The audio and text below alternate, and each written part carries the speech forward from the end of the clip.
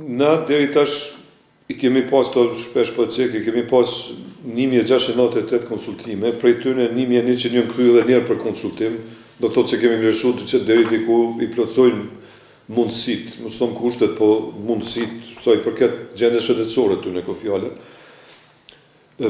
Pastaj prej këtyne gjinat të çaj numri pacientëve që konkretisht mund të mirë nështru procedurës. Se në disa raste për shembull procedura është e paralizueshme nëse pacientja nuk ka rezervë ovariale ose te buri nuk ka fare spermatozoide, domthonë janë disa skenare kur nuk mund mi realizu procedurën, spaku derisa nuk vijemi në atë fazën kur rregullohet korniza ligjore mund me bëhe donacione. Na për momentin nuk bojmë donacione, çdo procedurë realizohet mes bashkëshortëve. Do thotë kjo është, sa i përket suksesit përgjithshëm klinikës, na i kemi edhe 24 raste tjera të shtatzanisë.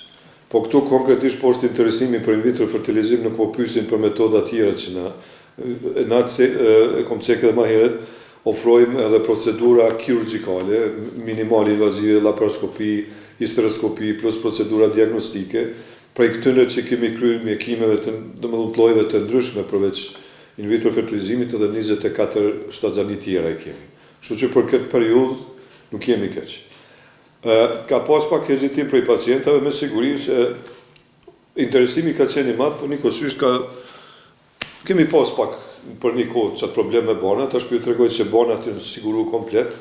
Do thotë krejt ajo që ka nevojë për realizim procedurës. I kemi përveç ndoshta do vitaminave, diçka që është ekstra, sa që janë esenciale.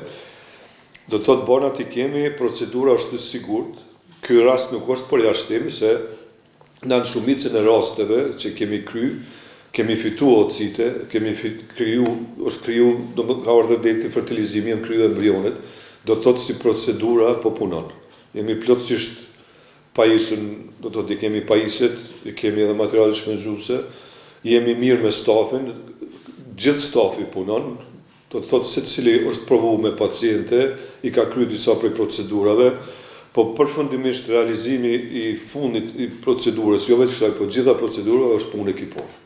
Në çdo procedurë të IVF-it merr pjesë një grup, do të thotë i mjekëve ginekolog, mjekëve anesteziolog, motre medicinale dhe në fund po e ceki, po jo mas pak i transvishme embriologëve që kemi, se pjesa po ashtu shumë e rëndësishme e punës realizohet në laborator të embriologjisë që kemi në kuadër reportit.